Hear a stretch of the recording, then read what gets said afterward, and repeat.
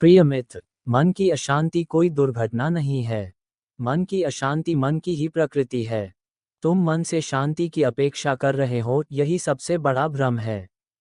मन का काम है सोचना, तरंगे पैदा करना, इच्छाएं उठाना, स्मृतियों को जगाना, भविष्य की कल्पनाएं रचना। और तुम कहते हो मन शांत क्यों नहीं होता। यह ऐसा ही है जैसे तुम आग से ठंडक की अपेक्षा करो। मन शांत नहीं होता क्योंकि मन का स्वभाव ही अशांत होना है।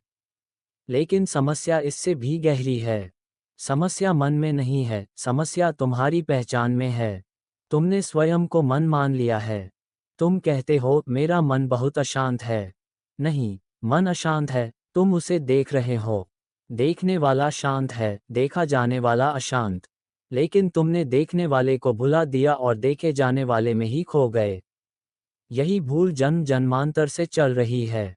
मन क्या है? मन कोई वस्तु नहीं है। मन एक प्रक्रिया है, जैसे नदी बहती है। नदी कहीं स्थिर नहीं होती। अगर नदी रुक जाए तो नदी नहीं रहती, दलदल बन जाती है। मन भी बहाव है, विचारों का, इच्छाओं का, भय का, आशाओं का। और तुम चाहते हो कि यह बहाव रुक जाए। तुम कहते हो मुझे शांति चाहिए। लेकिन शांति पाने की इच्छा भी एक विचार है, और वह भी अशांति ही पैदा करती है। ध्यान रखना, जिसे तुम पाना चाहते हो वह कभी मिलता नहीं। और जो अपने आप है वही सत्य है।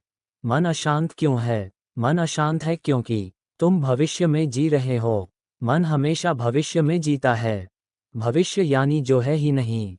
जो है ही नहीं, उसके लिए चिंतित होना, यही अशांति है।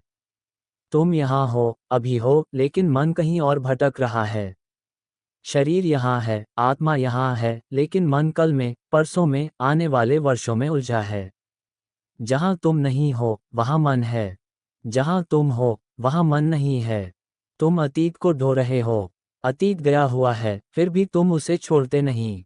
किसी ने अपमान किया, किसी ने धोखा दिया, कोई सपना टूटा और तुम उसे रोज रोज दोहराते हो। स्मृति एक कब्रगाह बन जाती है और तुम उसी में रहने लगते हो। मन अतीत से बनता है। शांति वर्तमान में होती है। तुम इच्छाओं से भरे हो। इच्छा का अर्थ है जो है वह पर्याप्त नहीं है। और जहाँ पर्याप्त नहीं का भाव है वहाँ अशांति स्वाभाविक है। आज यह मिल जाए तो कल कुछ और चाहिए।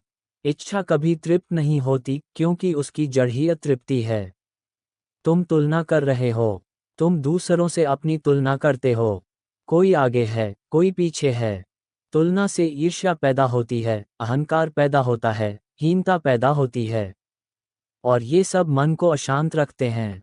ध्यान रखना, तुलना का अर्थ है कि तुम स्वयं से दूर हो गए। मन को शांत करने की कोशिश क्यों असफल होती है? तुम कहते हो मैं मन को शांत करने की कोशिश कर रहा हूँ। यही कोशिश मन को और अशांत कर देती है। क्योंकि कोशिश करने वाला भी मन ही है। यह ऐसा ही है जैसे चोर खुद ही पुलिस बनने की कोशिश करे। मन स्वयं समस्या है, वही समाधान बनने की कोशिश कर रहा है। इसलिए ध्यान, साधना, जप सब भी अगर कुछ पाने के लिए किए जाएं तो वे भी अशांति बन जाते हैं। ध्यान कोई प्रयास नहीं है। ध्यान अप्रयास है। तो समाधान क्या है? समाधान मन को शांत करना नहीं है। समाधान है मन से अलग हो जाना। तुम मन नहीं हो, तुम वह हो जो मन को देख सकता है। ये समझ बौद्धिक नहीं होनी चाहिए, यह अनुभव बननी चाहिए। साक्षी भाव, देखने की कला। बस देखो, विचार आए देखो, भाव आए देखो, क्रोध उठे देखो, कामना उठे देखो। कोई विरोध नहीं, कोई समर्थन नहीं। जैसे आकाश में बादल आते जाते हैं, आकाश कुछ नहीं करता। वह न तो बादलों को बुलाता है, न भगाता है। वह केवल आकाश रहता है। तुम भी आकाश हो, मन बादल है। जिस दिन तुमने ये देख लिया, उसी दिन से मन की पकड़ ढीली होने लगती है। शांति कोई उपलब्धि नहीं है। ये बहुत महत्वपूर्ण है। शांति कोई उपलब्धि नहीं है। शांति तुम्हारा स्वभाव है। तुम जब कुछ नहीं कर रहे होते, तब शांति होती है।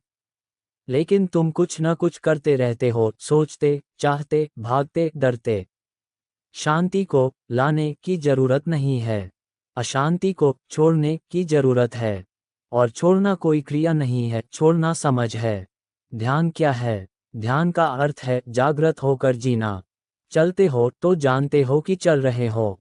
खाते हो तो जानते हो कि खा रहे हो। सुनते हो तो जानते हो कि सुन रहे हो। ये जानना, ये होश, यही ध्यान है। ध्यान का अर्थ कमल की मुद्रा में बैठना नहीं है। ध्यान का अर्थ है हर क्षण उपस्थित होना। जहाँ होश है, वहाँ मन धीमा पड़ जाता है। जहाँ होश पूर्ण है, वहाँ मन लुप्त हो जाता है। मन का उपयोग करो, गुलाम मत बनो। मन एक सुंदर उपकरण है अगर तुम उसके मालिक हो। लेकिन तुम उसके गुलाम बन गए हो। मन को काम दो जब जरूरत हो, और जब जरूरत न हो तो उसे विश्राम करने दो। लेकिन तुम तो मन को 24 घंटे काम पर लगाए हुए हो। इसीलिए वह थक गया है, और थका हुआ मन अशांत होता है। प्रेम और शांति। जहाँ प्रेम है, वहाँ मन शांत हो जाता है। क्योंकि प्रेम में तुम दूसरे में खो जाते हो। और जहाँ मैं कम होता है, वहाँ शांति भी कम होती है। लेकिन याद रखना, आसक्ति प्रेम नहीं है। आसक्ति भय से भरी होती है। प्रेम स्वतंत्रता देता है। प्रेम में शांति है। लेकिन प्रेम भी तभी शुद्ध है जब उसमें होश हो।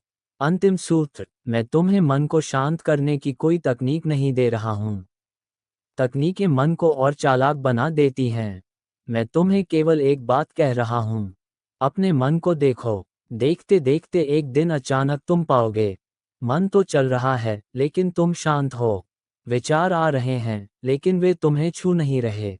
यही वास्तविक शांति है। मन की अनुपस्थिति नहीं, बल्कि मन से मुक्त उपस्थिति।